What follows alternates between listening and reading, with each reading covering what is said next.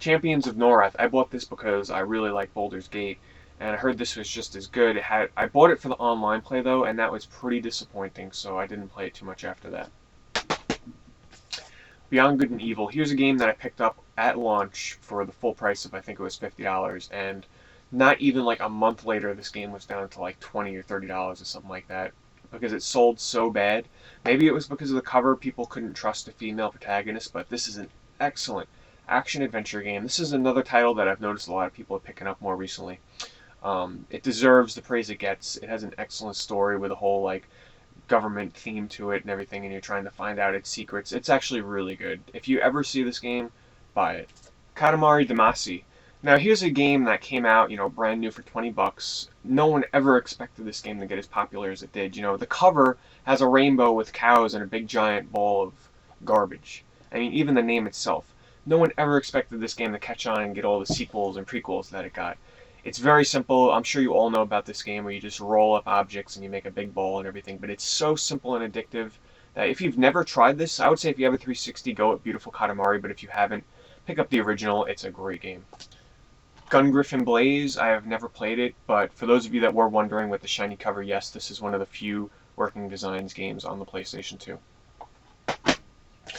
Baldur's Gate Dark Alliance 2, I just picked this one up very recently as well, and I haven't gotten around to playing it yet. Odin Spear. Now, I actually bought 2 copies of Odin Spear. One I'm keeping sealed, and one I opened up to play, because I actually thought this game was going to go way under the radar, and I thought no one was going to play it, and it was going to become extremely rare. It actually went on to become a greatest hits game, something I never ever expected. But maybe it went on for good reason, because this is an excellent action RPG with beautiful 2D animated hand-drawn graphics. And I'll tell you, if you've never seen this game in motion, go search YouTube right now or something and look at a video for this game.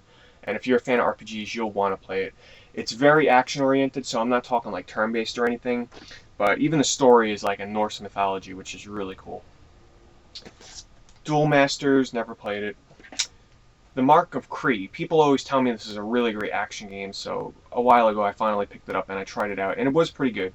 I never got too far into it though, so I can't really say too much about it. Final Fantasy XII. Some people, this is a love or hate game in the Final Fantasy series, and I absolutely love it. Main complaint, obviously, is the battle system, which I loved because it's very similar to Final Fantasy XI, which obviously you all know I played that game for a very long time.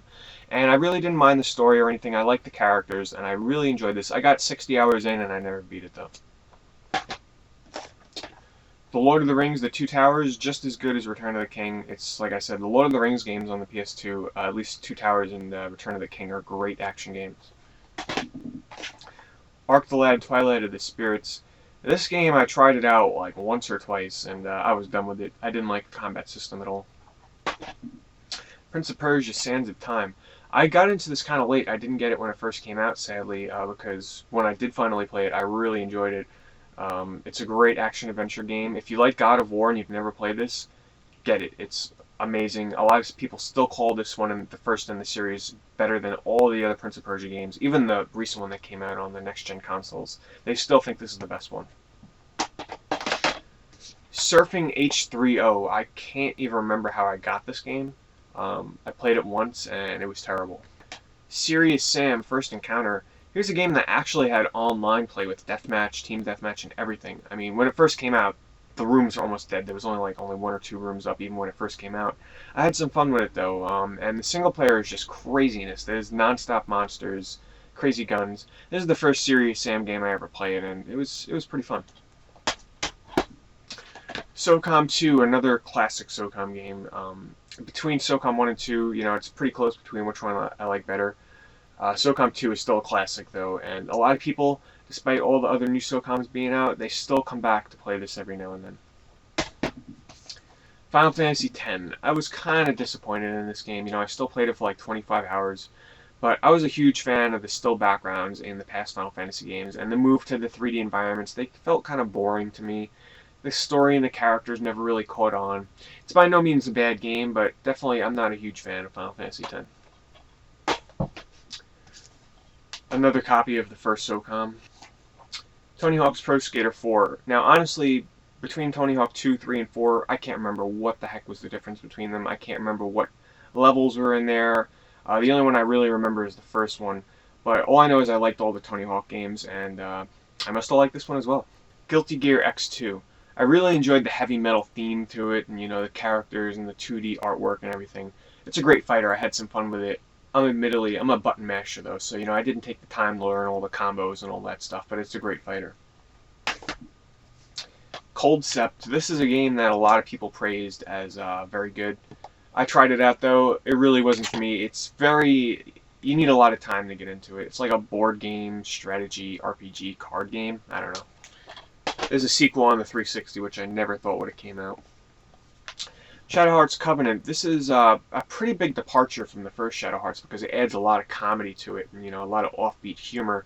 And it kind of took away from the horror theme that I like so much about the first one. It's still a really good RPG, but I still prefer the first. Monster Hunter. I bought this and I played it online for a bit.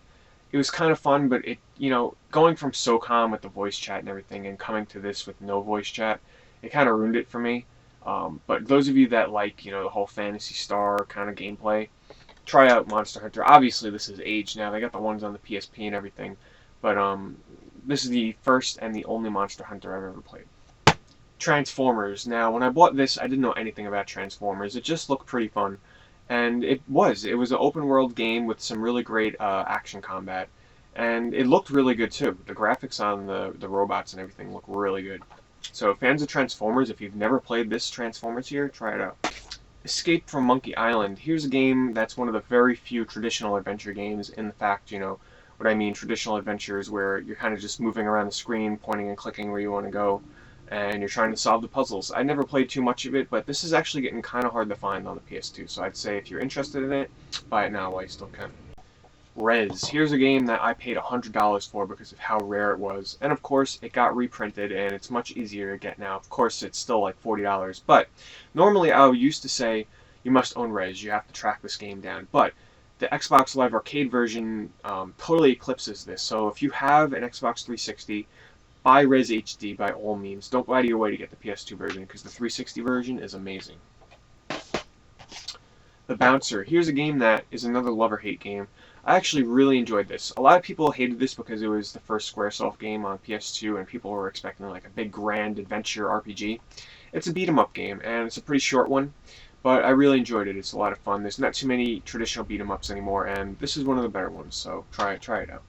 Jak 3. I still really like the original Jak and Daxter much more than Jak 2 and 3, but this is still a really good game. Despite, the weapons and the vehicles, it still retains the open world platforming and, the really funny comedy that's thrown throughout the game, and it's a really great series. R. Tornelico. Picked this up not that long ago. I still haven't played it. Rayman 2. This is another really good platformer. It took on a much darker theme than the original Raymans, which were, bright and cheery and happy and everything. This is a 3D platformer and worth tracking down if you're a fan of the genre. Ring of Red. This is an early strategy title with robots. Never played it. I think I tried it once, but I just couldn't get into it. Dual Hearts. This is a game that a lot of people were saying, oh, it's so good. It's similar to like Zelda. I tried it out. I couldn't really get into it, but it is becoming kind of hard to find, so this is one to look out for. Harvest Moon Save the Homeland. Now this is actually the first Harvest Moon game I ever played, and it's a good thing I tried it out because it actually turned me into a fan of the series.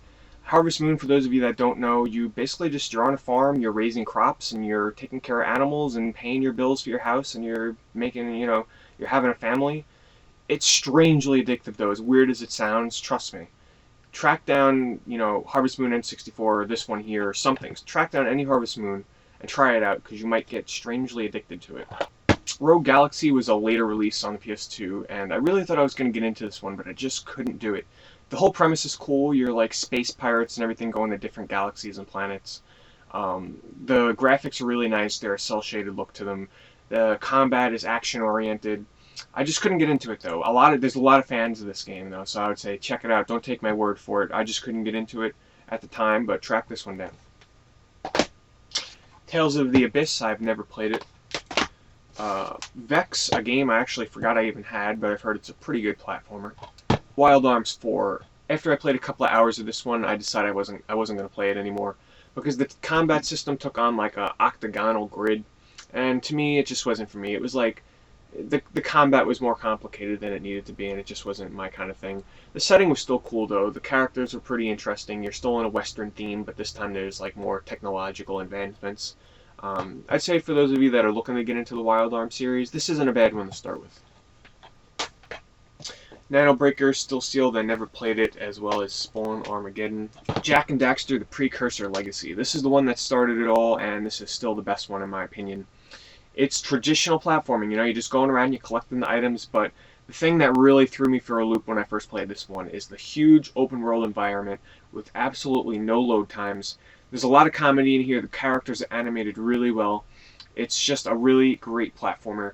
Very colorful, very charming. I would say if you own a PS2, and like I said, if you like platformers, this is essential.